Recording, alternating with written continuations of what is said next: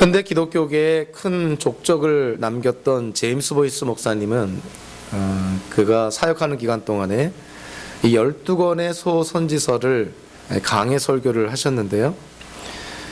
12권의 소선지서를 구절구절마다 강해 설교를 하시면서 반복해서 이 목사님이 발견하고 깨달은 세 가지의 뚜렷한 특징이 있다는 것을 언급을 합니다.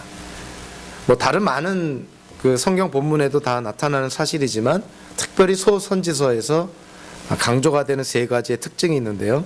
첫째는 부인할 수 없는 하나님의 주권이라는 사실입니다.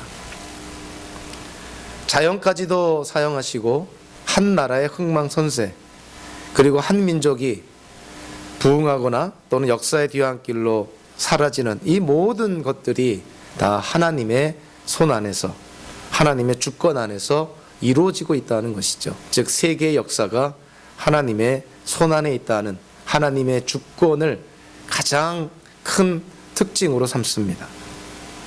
아울러서요, 선지서의 특징이긴 하지만 북이스라엘이든 남유다든 또는 니느웨든 또는 에돔이든 간에 하나님께서 죄를 지적하고 꾸짖고 회개를 촉구할 때는 항상 어디에 기초하고 있냐면 하나님의 거룩하심에 기초를 합니다. 하나님이 거룩하시니 하나님의 백성들도 거룩해야 되는 것이고 북이스라엘과 남유다도 하나님 나라를 상징하는 것이니 그 나라 안에 하나님의 거룩하심이 드러나야 된다는 것이죠. 하나님의 주권과 하나님의 거룩하심, 마지막 세 번째로 선지서에서 또한 특별히 강조가 되는 것은 죄인들이 회개할 때 한 민족과 한 나라가 총체적으로 회개할 때 하나님께서 그들을 용서해 주시고 회복시켜 주시고 더 나아가 그들이 구하지도 않았던 하나님의 축복을 허락하신다는 것이죠. 이 모든 것이 하나님의 사랑이라는 것입니다. 그러한 측면에서 징계와 심판의 메시지는 징계와 심판을 위한 것이 아니라 회개와 회복을 하나님께서 내려주시겠다는 또 다른 차원의 하나님의 사랑의 표현이라는 것이죠. 그래서 우리가 선지서를 읽을 때는 이 세 가지 중요한 그러한 특징들을 항상 염두에 두면서 선지서를 바라봐야 됩니다. 하나님의 주권이 나타나고 있는가? 하나님의 거룩하심이 지금 배경 속에 있는가? 그리고 하나님의 사랑이 지금 표현되고 있는가? 이슬람교의 알라라는 신과 기독교의 하나님 간의 가장 큰 차이점이 무엇일까요? 여기에는 하나님에 대한 이해가 다릅니다. 즉 신론이 다른데요. 물론 알라라는 신 자체가 가짜지만 이슬람교에서 갖고 있는 신론과 기독교에서 갖고 있는 신론이 다른 것이죠. 이슬람교는 소위 말하는 이신론을 갖고 있습니다. 기독교는 삼위일체 신론을 갖고 있죠. 이신론의 특징이 뭐냐면 초월하신 하나님이 결코 이 땅에 내려오시지도 않고 이 세상 일에 관여하시지도 않는다는 것입니다. 초월하신 하나님은 초월하신 상태로 머물고 있다는 것이죠. 삼위일체 신론은 뭘까요? 우리가 믿는 삼위일체 하나님은 어떻게 이해가 될까요? 그 초월하신 하나님이 실제로 이 땅에 내려오셔서 저와 여러분들의 인생 속에 우리가 속해 있는 세계의 역사를 직접 주장하시고 간섭하시고 관여하신다는 것입니다. 예수님의 성육신을 통해서 1차적으로 초월하신 하나님이 이 땅에 내려오신 사건이 있었고요. 그리고 예수님 승천하신 이후에 성부와 성자로부터 이 땅에 성령의 하나님이 강림하심으로 말미암아 초월하신 하나님이 두 번째로 이 세상에 내려오십니다. 그래서 지금은 저와 여러분들의 삶 속에서 성령의 역사를 기대하고 또 경험하는 그러한 시대 속에 우리가 살아가고 있는 것이죠. 그래서 기독교인은 혼자 사는 삶이 아니라 성령을 통해서 우리와 동행하시는 삼위일체 하나님과 함께하는 삶입니다. 예수님께서 세상 끝날 때까지 내가 너희와 함께하겠다는 그 약속이 성령 강림을 통해서, 즉 성령을 통해서 예수님이 우리와 함께 하신다는 것이죠. 그래서 저와 여러분들의 인생뿐만이 아니라 우리가 섬기는 구성하는 이 공동체, 그리고 우리가 속한 이 사회나 이 국가, 여기에 하나님께서 항상 관심을 가지시고 어떤 때는 직접적으로 개입도 하시고, 그래서 우리의 삶을 이끌어 가시고 세계 역사를 이끌어 가신다는 것입니다. 우리의 인생과 세계 역사에 대한 하나님의 주권, 그리고 하나님의 사랑을 우리가 분명히 기억을 해야 된다는 것이죠. 자, 다른 선지서들의 그런 표제처럼, 자, 미가서의 시작도요, 우리에게는 이 미가서라는 선지서에 많은 그러한 정보, 많은 배경, 이 미가서를 이해할 수 있는 많은 데이터를 사실은 오늘 1장 1절에서 우리에게 제공해 주고 있습니다. 미가서를 쓴 사람이 누군가? 미가서의 메시지의 출처는 과연 어디로부터 온 것인가? 그리고 미가라는 선지자가 사역했던 시대는 과연 어떤 시대였는가? 그가 전하는 메시지는 과연 누구를 향한 메시지인가? 그리고 그는 과연 무슨 메시지를 전했는가? 이 모든 것이 사실은 오늘 본문 1장 1절 이 하나의 구절 안에 거의 다 담겨져 있습니다. 그래서 저와 여러분들이 그 성경을 이제 읽고 또 공부하고 또 연구할 때 사실은 시간을 좀 들여야 되는 부분이 이런 부분이에요. 그러니까 미가서 7장 전체를 이해하려면 미가서의 시작인 1장 1절을 이해하면, 그리고 1장 1절에 대한 깊은 이해를 하면 할수록 미가서 전체에 대한 이해가 더 깊고 더 올바르게 됩니다. 어찌 보면은 1장 1절을 이해하지 않고 이 부분에 대한 바른 지식이 없는 상태에서 선지서를 읽다가는 자칫 성경을 왜곡하기도 하고 자칫 오류에 빠지기도 하는 그런 불상사가 초래가 되는 것이죠. 그래서 사실은 어떠한 성경이든 간에 처음에 나오는 하나님께서 허락하여 주시는 우리가 알아야 될 어떤 배경이나 정보들을 우리가 좀 노력해서 사실은 알아야 될 필요가 있는 것이죠. 자, 1장 1절 전반부를 한번 볼까요? 자, 이렇게 시작합니다. 이것은, 즉 미가서인 것이죠. 이것은 주님께서 사마리아와 예루살렘이 어찌 될 것인지를 모레셋 사람 미가에게 보여주시면서 하신 말씀이다. 자, 이 전반부의 말씀만을 통해서도 우리에게 많은 인포메이션이 주어지고 있습니다. 미가서를 쓴 저자 누구냐? 선지자의 이름이 뭐냐? 오늘 본문이 뭐라고 말씀하고 있죠? 미가라고 말합니다. 미가의 풀네임이 사실은 미가야인데요. 미가야를 줄여서 우리가 미가라고 이렇게 칭한 것이죠. 이 미가야라는 이 이름의 문자적인 의미가 뭐냐면 오늘 설교의 제목과 같은 것입니다. 누가 주님과 같은가? 누가 주님과 같으랴? 자, 이 질문에 대한 당연한 답이 뭐겠어요? 아무도 주님과 같은 분은 없다. 우리가 믿는 주님, 하나님은 세상에 유일무이한 분이시다. 그래서 미가서가 끝나는 마지막 부분에 있는 7장 18절에 보면 이런 말씀을 하고 있죠. 주님 같으신 하나님이 또 어디에 있겠습니까? 이 18절의 이 내용이 사실은 미가라는 이 선지자의 문자적인 의미와 같은 뜻인 것이죠. 그래서 미가라는 선지자의 이름을 통해서, 그리고 미가서의 마지막 부분에서 하나님 같은 분은 없다는 것이 바로 이 미가서의 주된 메시지입니다. 남유다를 다스리는 위정자들이나 제사장들이나 정치적, 경제적, 종교적 지도자들에게 미가가 외치는 것이죠. 여러분들이 믿는 하나님 같은 분은 없다. 다르게 말하면 저와 여러분들이 믿는 하나님 같은 분은 없다는 것입니다. 두 번째로 이 미가를 어떻게 묘사하고 있냐면 모레셋 사람 미가 이렇게 표현하고 있죠. 모레셋은 당연히 한 작은 성읍, 도시를 가리키는데요. 사실은 그 팔레스틴 그 지도를 보면 예루살렘에서 남서쪽으로 35km 떨어진 곳, 그리고 블레셋 가드라는 도시에서 약 15km 떨어진 즉 남유다와 블레셋의 접경 지역에 위치한 400m 고지대에 있는 작은 요새와 같은 성읍이었습니다. 그러니까 이 미가라는 선지자는 예루살렘 출신이 아니라 모레셋 출신, 즉 시골 출신이라는 것이죠.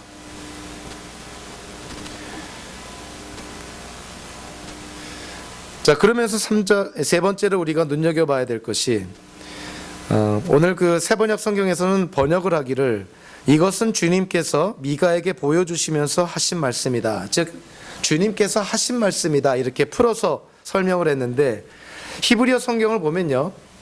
이 1절에 제일 먼저 등장하는 단어가 뭐냐면 히브리어로 주님의 말씀이라는 것입니다. 즉 미가에게 전해진, 즉 미가가 받은 말씀이 주님의 말씀이라는 거예요. 하나님의 말씀이라는 것이죠. 즉 미가가 미가서를 통해서 남유다 이스라엘 백성들에게 전하는 말씀은 미가가 하고 싶은 말을 전하는 것이 아니라 하나님께로부터 받은 말씀을 대언하고 있다는 거예요. 그것이 선지자의 역할입니다. 선지자는 자기가 하고 싶은 말을 하는 것이 아니라 하나님의 스피커의 역할을 하는 것이죠. 하나님이 주신 말씀을 전하는 것이 선지자의 역할이었던 것이죠. 그래서 이 주님의 말씀이라는 특별한 히브리어 표현이요, 구약 성경에서 242차례나 등장하는데 무려 225번이나 이 표현이 사용될 때는 선지자들이 하나님께로부터 계시를 받을 때 이 표현이 사용됩니다. 그러니까 이 주님의 말씀이라는 표현 자체가 선지자가 전하는 말씀이 하나님께로부터 온 말씀이라는 것을 우리에게 전해주는 특별한 히브리어 표현이라는 것이죠. 자, 그리고 오늘 본문에 사마리아와 예루살렘이라는 도시의 이름이 나오는데요. 우리가 이걸 문자적으로 이해해서 그러면 미가라는 선지자가 미가서를 통해서 사마리아와 예루살렘 두 도시에 이 말씀을 전하는가, 이렇게 문자적으로 이해할 것이 아니라 사마리아와 예루살렘이 나타내고 가리키는 것을 우리가 좀 이해할 필요가 있습니다. 일종의 대유법이라 그러죠. 사물의 명칭을 직접 쓰지 않고 사물의 일부분이나 특징을 예를 들어서 전체를 나타내는 방법을 대유법이라 그러는데 예루살렘과 사마리아도 그렇게 이해가 됩니다. 예루살렘과 사마리아는 두 개의 성읍만을 의미하는 것이 아니라 예루살렘은 남유다 왕국 전체를 상징하는 것이고 사마리아는 북이스라엘 전체를 가리키는 것이죠. 그뿐만이 아니라 예루살렘은 결국 남유다 안에 있는 모든 사람들을 가리킵니다. 사마리아는 북이스라엘에 있는 모든 사람들을 가리키는 것이죠. 그러니까 미가서를 통해서 하나님이 지금 미가 선지자를 통해서 이 메시지를 전할 때 그 이 메시지를 받는 사람들이 누구냐면 남유다와 북이스라엘의 모든 사람들, 특별히 지도자들이라는 거예요. 우리는 선지서를 읽다 보면 선지자에 대한 배경을 언급하는 장면이 나오는데요. 대부분의 선지자에 대한 배경은 그가 누구의 아들이라든가 어느 집안 사람이라든가 이렇게 자기의 그 직계 가족이나 집안을 언급을 합니다. 그런데 미가에 대한 설명은요, 좀 특별하죠. 미가는 집안에 대한 언급이 전혀 나와 있지 않습니다. 집안이 별 볼 일이 없어서 언급을 안 한 것인가, 이렇게 생각할 것이 아니라 미가를 묘사한 것이 모레셋 사람이라고 묘사하는 것이죠. 왜 집안을 언급하지 않고 미가의 고향, 출신지를 언급을 했을까? 이 부분은 우리가 좀 눈여겨볼 필요가 있습니다. 선지자들 가운데서 집안이나 직계가족을 언급하지 않고 자기의 출신지를 언급한 선지자가 미가 말고도 두 명이 더 있는데요. 그들이 누구냐면은 아모스라는 선지자였고 나훔이라는 선지자입니다. 아모스를 어떻게 묘사하냐면 드고아의 목자 아모스. 드고아는 남유다에 있는 하나의 도시였고요. 그리고 나훔을 어떻게 묘사하고 있냐면 엘고스 사람 나훔, 이렇게 묘사합니다. 미가는 모레셋 사람 미가, 이렇게 묘사하는 것이죠. 자, 그렇다면 미가와 아모스와 나훔이라는 세 선지자의 공통점이 하나 있어요. 이 공통점이 뭐냐면 세 명 다 자기 고향을 떠나서 다른 도시나 다른 나라나 다른 민족에게 하나님의 말씀을 전했다는 거예요. 아모스는 자기 고향 드고아를 떠나서 북이스라엘로 가서 이스라엘 사람들에게 하나님의 심판의 메시지를 전합니다. 나훔은요, 엘고스를 떠나 니누에, 즉 아시리아 민족에게 하나님의 심판의 메시지를 전합니다. 미가는요, 모레셋을 떠나 남유다 왕국의 수도인 예루살렘에 가서 하나님의 메시지를 전합니다. 즉 자기 어떤 그 활동 무대, 출신 지역이 아니라 출신지를 떠나서 다른 도시나 다른 나라나 다른 민족에 가서 하나님의 말씀을 전할 때 집안을 언급하지 않고 출신지를 언급했다는 것이죠. 그래서 미가는 모레셋 출신이고, 아모스는 드고아 출신이고, 나훔은 엘고스 출신이고, 미가는 예루살렘에서, 아모스는 북이스라엘로 가서, 나훔은 니느웨 아시리아 민족에게 하나님의 심판의 메시지를 전했다 하는 것입니다. 자, 1절 후반부에는요, 우리에게 또 다른 아주 중요한, 미가서를 이해하는데 아주 중요한 사실을 제공하고 있습니다. 일종의 역사적 백그라운드, 역사적 정황을 우리에게 제공하고 있는데요. 여러분들 선지서를 읽을 때 가장 힘들어하는 부분이 뭐냐면 오리무중, 길을 잃어버리는 거예요. 이게 도대체 무슨 말인가? 이게 도대체 무슨 사건인가? 왜 이 선지자가 이런 말을 했는가? 자, 길을 잃어버리는 때가 왜 그러냐면 선지서가 기록이 된 역사적인 배경을 모르기 때문에, 그래서 이해를 하는데 어려움을 많이 겪습니다. 그래서 여러분들이 그 구약 성경의 17권이나 되는 선지서를 여러분들이 읽고 좀 더 선지서를 이해하려고 한다면 각 권에 나타나는 역사적인 배경에 대한 시간 투자가 있어야 돼요. 자, 오늘 미가서 7장을 잘 이해하려면 미가서 1장 1절 후반부에 나오는 이 역사적인 배경을 이해해야 됩니다. 자, 미가가 언제 활동을 했다고요? 자, 남유다의 왕이었던 요담, 그리고 아하스, 히스기야가 통치를 할 때, 이때 미가가 활동을 했다는 거예요. 그럼 우리가 알아야 될 게 뭐겠어요? 남유다 그 역사 속에 요담 왕 때 무슨 일이 있었는가? 아하스 왕 때 무슨 일이 있었는가? 히스기야 왕 때 무슨 일이 있었는가? 역사적인 사실을 알면 미가서를 이해하는데 아주 결정적인 도움을 줍니다. 그리고 미가라는 선지자가 왜 이러한 말을 했는지도 역사적인 사건들을 통해서 쉽게 이해가 되는 것이죠. 많은 선교학자들은 이 미가가 활동했던 그런 시기를 요담 왕 통치 기간의 후반부에서 아하스를 지나 히스기야 왕 통치 기간의 이 초반부까지 그렇게 언급을 합니다. 즉 대체적으로 주전 730년에서 주전 705년 정도까지, 짧게는 20년, 좀 넓게는, 길게는 한 225년 정도 그렇게 미가 선지자가 사역하고 활동했다고 그렇게 이해를 합니다. 730년에서 705년 사이에 활동했다면 이 기간 중에 일어났던 이스라엘 민족 속에 일어났던 가장 큰 사건은 역시 722년에 북이스라엘이 멸망하는 것이죠.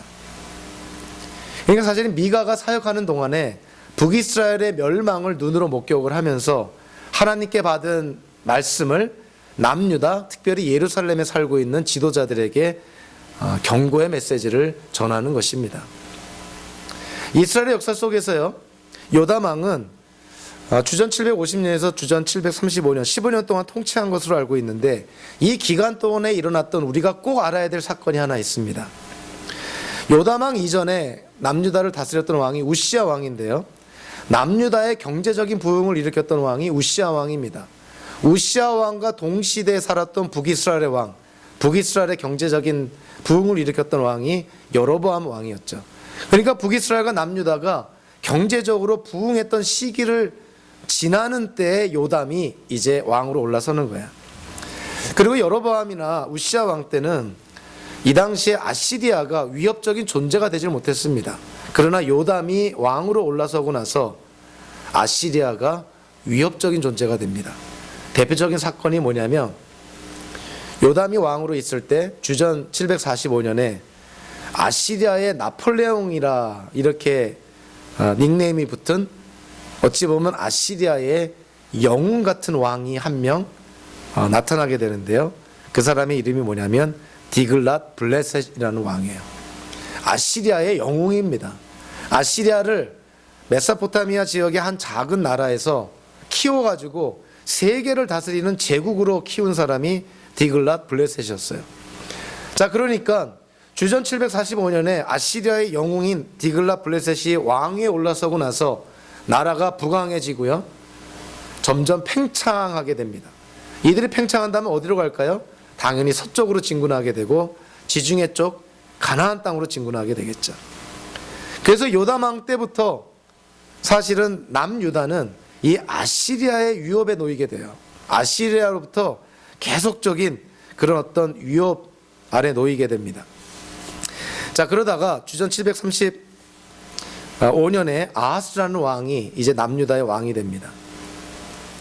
이미 이때는 아시리아가 세력을 떨치고 있던 때여서 이때 아하스 왕 때 일어났던 사건 중에 우리가 꼭 기억해야 될 사건이 하나 있는데요. 그것이 뭐냐면은 아시리아의 그런 어떤 팽창에, 아시리아의 어떤 그런 침략성에 대항하기 위해서 북이스라엘과 이 시리아라는 나라가 연합전선을 핍니다. 이들이 연합군을 형성하는 것이죠. 그래서 이들이 아시리아에게 대항하기 시작을 해요. 근데 이 북이스라엘과 시리아가 연합군을 형성을 했을 때 이 두 나라가 남유다 아하스 왕에게 요구를 합니다. 너희들도 우리 이 연합군에 동참하라는 것이죠. 너희들도 우리와 함께 연합군을 형성해서 저 아시리아에게 대항하자는 거예요. 자, 그런데 이 아하스, 남유다의 아하스 왕은요, 왠지 모르게 친아시리아 정책을 핍니다. 그래서 북이스라엘과 시리아의 연합군에 동참하라는 그 제안을 거절해버려요. 그러니까 이 북이스라엘과 시리아 연합군이 아시리아보다는 오히려 남유다가 더 미운 거예요. 그래서 남유다를 침략을 합니다. 그것이 주전 733년에 일어났던 전쟁이었어요. 예루살렘이 풍전등화와 같은 점령을 당할 위기에 놓이게 됩니다. 이때 이 아하스가 그 당시에 이사야 선지자의 충고를 귀담아 듣지 않고 하나님을 의지하지 않고 아시리아의 디글랏 블레셋 왕에게 도움을 청합니다. 즉 강대국에게 도움을 청하는 것이죠. 큰 돈을 지불하고 디글랏 블레셋 왕에게 남유다로 와서 자기를 좀 구원해 달라는 거야. 그래서 디글랏 블레셋 왕이 아시리아 군대가 이 아하스 왕의 요청을 받고 큰 거액의 돈을 받고 시리아를 공격하게 되고 시리아와 아시리아의 연합군을 공격하게 됩니다. 그래서 아하스 왕 때 아시리아의 도움으로 사실은 나라가 유지가 되는 것이죠. 그러나 사실은 이거는 또 다른 큰 불행을 자초하는 일이었습니다. 사실 아시리아에게는 이 가나안 땅에 이 개입하고 싶은 기회를 노리고 있었다가 이 유다 왕국의 아하스 왕의 그런 요청에 정말 일석이조의 효과죠. 큰 거금의 돈을 받고 이 가나안에 진출하게 되는 것이죠. 그래서 아하스 왕의 요청에 디글랏 블레셋 왕이 아시리아 군대를 이끌고 가나안에 진출하게 되는데요. 733년 이 전쟁에서 승리를 한 후에 1, 2년 후에 있다가 시리아가 아시리아에게 점령을 당합니다. 멸망하게 되는 것이죠. 그리고 10년 후에 북이스라엘이 또 아시리아에게 점령을 당합니다.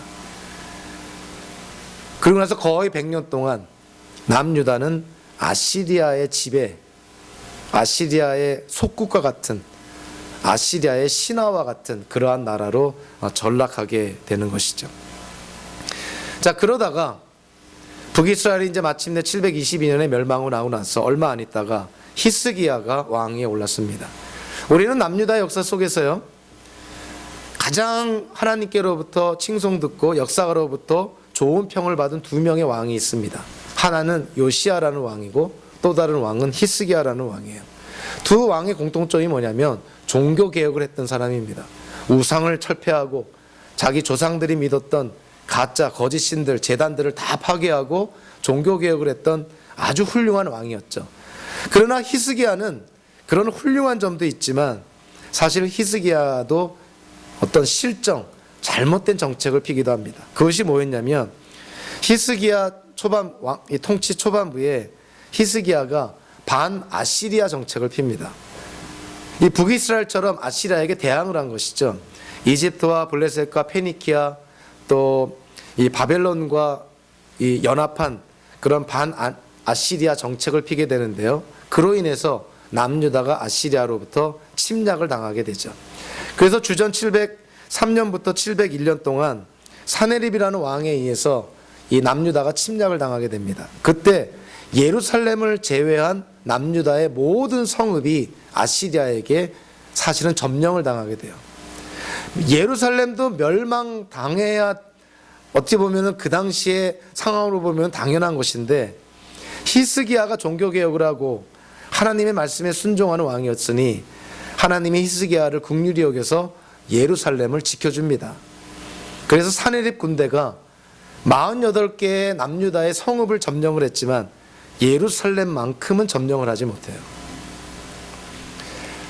요담왕, 아하스왕, 히스기왕 이런 시대를 거치면서 20년, 25년 동안 미가라는 선지자는 이 남유다가 어찌 보면은 이 부흥 성장하는 시기, 정말 행복한 그러한 시기가 아니라 국제 정세도 불안하고 국내적으로는 권력가들 또 지도자들 또 권세가들이 약한 자들을 탈취하는 어떤 사회의 불의와 부정이 만연하고요. 한탕주의, 고리대금업 뭐 이런 것들이 만연했던 아주 혼란하고 어려운 시대에 미가라는 선지자가 사역을 하게 됩니다.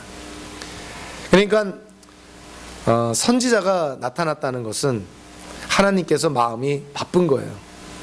이제 곧 이들의 죄에 대한 하나님의 징계가 있는데 선지자를 통해서 그들을 경고하고 그들이 돌이켜 회개하기를 원하는 마음에서 선지자들을 세운 것입니다.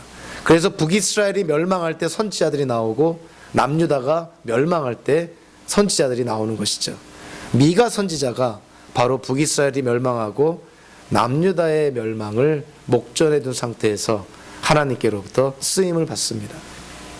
그래서 미가서의 특징 중에 하나가요.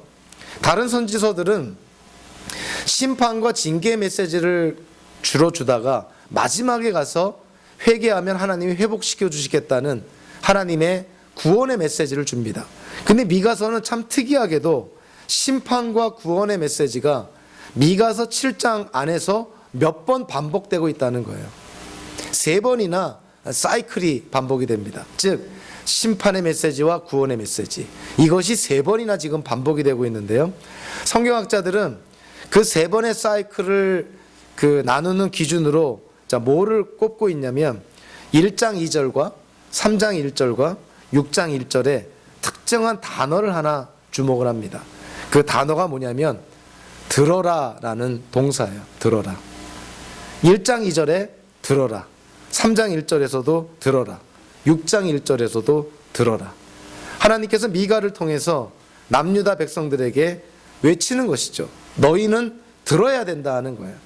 그래서 이 미가서를 심판과 구원이라는 그러한 사이클로 3번은 나눌 때 바로 이 들어라라는 히브리어 동사가 기준이 되고 있습니다. 사실 선지서를 포함한 하나님의 말씀은 하나님의 계시로 우리에게 주어졌기 때문에 우리가 하나님의 말씀을 들어야 되는 것이죠. 하나님의 말씀이 우리에게 주어지고 선포될 때 하나님의 말씀을 우리가 토론해서 우리 나름대로 구별해서 취사 선택하라는 것이 아니라 하나님의 말씀은 계시이기 때문에 우리가 들어야 되고 따라야 된다는 것이에요. 선지서만 들어라 그런 것이 아니라 사실은 성경 전체를 통해서 하나님은 우리에게 들어라라고 얘기하는 것이죠. 이 듣다라고 번역이 된 히브리어 동사가 샤마라는 동사인데요. 이 샤마라는 동사를 가만히 들여다보면 뜻이 몇 가지가 있습니다. 물론 대표적인 뜻은 듣다라는 뜻이에요. 그런데 듣다라는 뜻 말고도 2개의 뜻이 더 있는데요. 하나는 이해하다라는 뜻이 있습니다. 또 다른 뜻은 순종하다라는 뜻이 있어요. 그래서 이 샤마라는 동사를 우리가 좀 더 종합적으로 총체적으로 이해하면 듣고 이해하고 순종하라는 거예요. 그러니까 하나님께서 미가를 통해서 남유다 백성들에게 이 미가서에 있는 메시지를 전할 때 어떻게 남유다 백성들이 반응하기를 원하셨냐면 일단 들어야 되고 들은 것을 이해해야 되고 그리고 이해한 것을 순종하라 하는 차원에서 말씀을 줬다는 것입니다. 그러니까 저희들도 마찬가지인 것이죠. 하나님의 말씀이 우리가 개인적으로 읽던 개인적으로 공부하던 이런 공예배를 통해서 선포되는 말씀을 듣던 간에 하나님의 말씀은 어쨌든 우리가 들어야 됩니다. 그래서 예수님께서도 참 비유적으로 이런 말씀하시죠. 들을 귀 있는 자는 들어라 이런 말씀하지 않나요? 자, 물리적인 귀가 다 있다고 해서 하나님의 말씀을 다 듣는 것이 아니라는 거예요. 하나님의 말씀을 들을 귀가 있다는 거예요. 어찌 보면 영적인 귀가 있는 것이죠. 그래서 우리가 참 이 예배 때 하나님의 말씀을 들을 때 우리가 하나님께 기도로 준비해야 됩니다. 하나님, 오늘 예배 때 저에게 들을 귀를 허락해 주십시오. 선포되는 말씀이 한 귀로 듣고 한 귀로 흘러갈 수 있습니다. 아무런 의미가 없는 말씀일 수 있습니다. 그러나 하나님이 우리에게 들을 귀를 허락해 주시면 선포되는 말씀을 우리가 들었을 때 그 말씀이 깨닫고 우리의 마음에 도전받고 우리의 삶에 열매를 맺는다면 그 말씀은 생명의 말씀인 거예요. 미가를 통해서 하나님이 남유다 백성들에게 전하는 것입니다. 너희는 들어야 된다. 들은 말씀을 이해하고 그 들은 말씀에 순종해라.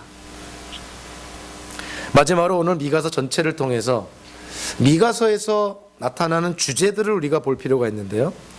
특별히 미가서에서 특별히 강조되는 게 뭐냐면 사회 정의를 강조를 합니다. 이거 나중에도 또 언급하겠지만 선지서를 통해서 하나님께서 주시는 말씀이 참 많은데 미가서의 특징은 사회 정의에 대한 거예요. 권력자들이, 가진 자들이, 힘 있는 자들이 약자를 탈취하고 억압하고 빈익빈 부익부 현상이 일어나고 경제 정의가 일어나지 않는 그런 사회 불의와 부정에 대해서 미가서는 특별히 외칩니다. 사회 정의와 사회 공의가 일어나야 된다는 거예요. 그래서 북이스라엘을 향하여서 사실은 하나님의 공의와 하나님 사회의 정의를 외쳤던 선지자가 누구냐면 아모스라는 선지자입니다. 그래서 미가를 어떤 성경학자는 남왕국의 아모스다 이렇게 묘사하기도 합니다. 또한 미가서는요 동시대에 활약했던 이사야서와 내용이 상당히 유사하고 또 그 메시지가 이사야서만큼이나 명확하고 호소력이 있습니다. 그럼에도 불구하고 미가서는 이사야서의 10분의 1 정도밖에 되질 않아요. 그래서 미가서를 어떤 성경학자들은 작은 이사야서다 이렇게 얘기하기도 합니다. 자, 어찌됐든요 이 미가서를 통해서 나타나는 세 개의 중요한 주제가 있는데 그 세 개의 중요한 주제가 뭐냐면은 첫째가 좀 전에 언급했던 정의입니다. 공의죠. 둘째가 평화고 셋째가 메시아입니다. 여러분들 미국의 대통령 가운데서 정말 공식적으로 공개적으로 자기가 본어게인 크리스찬이라고 공개한 가운데 대통령으로 뽑힌 사람이 있죠. 지금도 생존해 계시죠. 지미 카터 대통령이죠.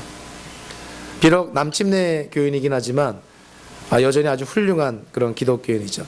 지미 카터 대통령이 1977년에 대통령에 취임할 때 그가 성경에 손을 얹고 선서를 합니다. 근데 그가 손을 얹은 성경, 그것이 바로 미가서 6장 8절의 말씀이에요. 오로지 공의를 실천하며 인자를 사랑하며 내 하나님과 함께 겸손히 행하는 것이 아니냐. 지미 카터 대통령이 이 말씀에 손을 얹고 대통령으로서 취임을 하고 백성들, 즉 모든 미국 사람들 앞에서 약속을 합니다. 공의를 행하겠노라. 인자와 자비를 추구하겠노라. 하나님과 겸손히 동행하겠노라. 1959년에 지금은 이제 붕괴가 됐지만 그 당시 소비에트 유니언이죠. 소련이 유엔 기관에 선물을 하나 기증합니다. 2.7m나 되는 큰 동상을 하나 선물하는데요. 그 동상 밑에 성경 구절이 하나 새겨져 있었습니다. 그 성경 구절이 미가서 4장 3절의 말씀이었어요. 다음과 같이 말씀하는 것이죠. 주님께서 민족들 사이의 분쟁을 판결하시고 원근 각처에 있는 열강 사이의 갈등을 해결하실 것이니 나라마다 칼을 쳐서 보습을 만들고 창을 쳐서 낫을 만들 것이며 나라와 나라가 칼을 들고 서로를 치지 않을 것이며 다시는 군사훈련도 하지 않을 것이다. 소련이 유엔에 기증한 선물 동상에는요, 한 사람이 망치를 사용해서 칼을 쟁기로 바꾸는 모습이 새겨져 있어요. 그러면서 그 동상 밑에는 미가서 4장 3절의 말씀을 새겼습니다. 소련이 유엔에 이 동상을 기증하면서 전하는 메시지가 뭐예요? 소련이 앞으로는 평화를 위해서 노력하겠다. 앞으로는 전쟁이나 분쟁 같은 거 일삼지 않겠다. 어떤 그러한 메시지를 전합니다. 그러나 그 이후에 일어난 세계 역사를 보면 새빨간 거짓말이었죠. 소련이 온갖 분쟁에 개입하고 온갖 그런 전쟁의 그런 백그라운드에 이 소련이 지금의 러시아도 있었다는 걸 우리가 깨닫게 되죠. 어쨌거나 소련도 공산국가였지만 유엔의 평화의 메시지를 전할 때 미가서 4장 3절의 말씀을 인용을 합니다. 세 번째로 이 미가서에 나오는 중요한 주제가 뭐냐면 메시아에 관한 거예요. 메시아. 미가서가 들려지는 주된 대상이 남유다의 이스라엘 백성들이었죠. 그러나 선지서는 마치 정상에서 봉우리들을 보는 것 같아요. 가까운 봉우리도 있지만 먼 봉우리들도 있습니다. 가깝게는 남유다의 이스라엘 백성들에게 주는 말씀이지만 멀리는 이 땅에 존재하는 모든 하나님의 백성들에게 주는 말씀이기도 해요. 그래서 미가서 5장 2절에 보니까 메시아 그리스도가 베들레헴에서 태어날 것을 미가 선지자가 예언을 합니다. 아니, 하나님이 약속하시는 것이죠. 미가를 통해서 베들레헴에서 메시아가 태어날 것이다. 결국 주전 4년경에 예수님께서 베들레헴에서 태어나시는 것이죠. 우리는 이 미가서를 통해서 가장 눈여겨봐야 될 것은 특별히 미가서를 통해서, 아니 하나님이 미가서를 통해서 이스라엘 백성들에게 강조했던 게 뭐냐면 한마디로 사회정의입니다. 지금 하나님의 백성들이 하나님의 나라라고 지금 상징되는 남유다가 사회 불의와 부정이 너무나 만연해 있다는 거예요. 경제 성장을 이루고 경제적인 부흥을 이루었지만 그러한 혜택을 소수의 사람들만 누리고 있다는 거예요. 빈익빈 부익부 현상이 일어나고 있다는 거예요. 사회는 오히려 부패되고 있다는 것이죠. 가진 자는 더 많은 것을 가지게 되고 없는 자는 더 어려운 삶을 살고 있다는 거예요. 그래서 하나님이 미가라는 선지자를 통해서 남유다 지도자들에게 경고하는 것입니다. 너희들이 지금 불의와 부정을 저지르고 있노라. 하나님의 공의와 정의를 남유다 예루살렘에 실행해야 되지 않겠느냐. 사실 이사야와 미가는 동시대에 살았던, 그리고 거의 같은 메시지를 전했던 아주 정말 짝을 이루었던 선지자들이었어요. 그럼에도 불구하고 이사야 선지자랑 미가 선지자는 큰 차이점이 있습니다. 물론 이사야서와 미가서만 보더라도 큰 차이점이 있는 것이, 이사야서에서 가장 대표적인 내용이 뭔지 아세요? 이사야서 53장, 고난받는 종에 대한 묘사죠. 예수님의 고난, 그거를 예언한 것이 이사야서 53장입니다. 이사야서에서는 예수님의 고난, 죽음에 대한 예언을 했다면 미가서에서는요, 그와는 정반대죠. 미가서 5장 2절에서는 예수님의 탄생에 대해서 예언을 합니다. 그러니까 같은 메시아에 대한 그런 예언의 말씀이지만 이사야서는 예수님의 고난에 대해서, 미가서는 예수님의 탄생에 대해서 언급을 합니다. 또 하나, 많은 성경학자들이요, 선지자 이사야는 적어도 귀족 출신이다, 상류층 출신이다라고 이해를 합니다. 심지어는 왕족이라고까지 이해를 합니다. 그래서 이사야가 예루살렘에서 활동을 할 때 그는 왕궁을 너무나 쉽게 드나들었던 그런 선지자, 수많은 상류층 사람들과 교류를 했던 선지자가 이사야 선지자였다는 거예요. 그렇다면 미가는요? 미가는 예루살렘 출신이 아니라 모레셋 시골 출신이잖아요. 미가는 시골 출신에다가 서민 출신이다, 이렇게 이해를 합니다. 그러니까 동시대에 활동했던 두 명의 선지자가 출신 성분이 너무나 다른 거예요. 그래서 그런지요, 이사야가 사회 정의를 부르짖을 때랑 미가가 사회 정의를 부르짖을 때 조금 관점이 다릅니다. 미가는 상류층에서, 즉 위에서 아래를 보면서 사회 정의를 부르짖죠. 미가는요, 서민 출신이니 아래에서 위를 보면서 사회 정의를 부르짖습니다.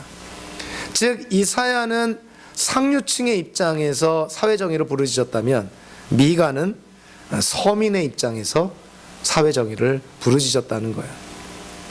한편으로 보면은 미가가 부르짖은 사회 정의가 더 피부에 와닿는다, 이렇게 볼 수가 있는 것이죠. 아무리 훌륭한 정책을 피고 아무리 훌륭한 법을 입안을 한다고 하더라도 그것이 서민들에게, 아니 일반 백성들에게 피부에 와닿지 않는다면 그것이 사실은 무슨 의미가 있겠어요. 그래서 미가가 부르짖은 사회 정의가 더 우리의 피부에 와닿습니다. 더 실감이 나는 것이죠. 미가서 전체를 통해서요, 하나님의 대표적인 속성 두 가지 드러나는데 그것은 하나님의 공의와 하나님의 자비입니다. 하나님의 죄에 대한 징계, 그리고 사회적인 그런 정의와 또 공의를 원하시는 하나님의 그 공의로움, 그것이 우리에게 드러나고, 그리고 하나님은 회개하는 자에게, 돌아오는 자에게 용서하여 주시고 회복시켜 주시는 하나님의 자비가 또 강조가 되고 있죠. 하나님의 공의와 자비는요, 사실은 저와 여러분들의 인생에도 그대로 실천이 돼야 됩니다.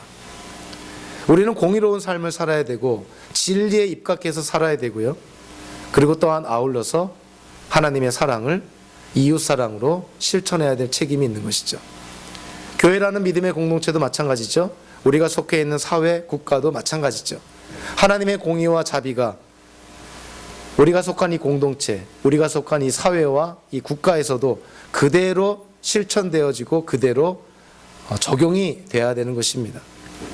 그래서 여러분들이 나중에 사회 어느 분야에서 또 어떠한 위치에서 사회에 기여를 하든지 간에 정말 여러분들이 어떤 정책을 입안하거나 어떤 정책을 결정할 자리에 있다면 항상 생각하셔야 돼요.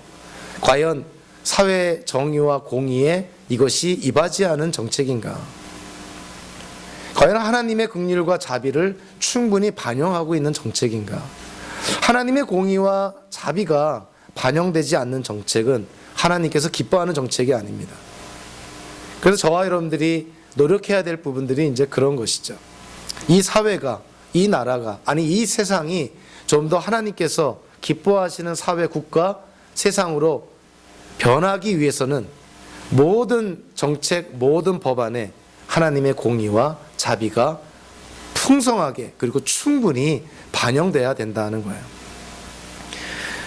특별히 오늘의 말씀을 우리 미가서 6장 6절 8절 6절부터 8절까지의 대표적인 말씀을 제가 읽어드리면서 오늘의 말씀을 마무리하고자 합니다. 미가서 6장 6절 8절이 다음과 같이 되어 있습니다. 내가 주님 앞에 나아갈 때 높으신 하나님께 예배드릴 때 무엇을 가지고 가야 합니까? 번제물로 바칠 1년 된 송아지를 가지고 가면 됩니까? 수천 마리의 양이나 수만의 강줄기를 채울 올리브 기름을 드리면 주님께서 기뻐하시겠습니까? 내 허물을 벗겨주시기를 빌면서 내 맏아들이라도 주님께 바쳐야 합니까? 내가 지은 죄를 용서하여 주시기를 빌면서 이 몸의 열매를 주님께 바쳐야 합니까? 너 사람아, 무엇이 착한 일인지를 주님께서 이미 말씀하셨다. 주님께서 너에게 요구하시는 것이 무엇인지도 이미 말씀하셨다. 오로지 공의를 실천하며 인자, 자비를 사랑하며 겸손히 내 하나님과 함께 행하는 것이 아니냐. 아멘. 기도하겠습니다. 하나님 감사합니다.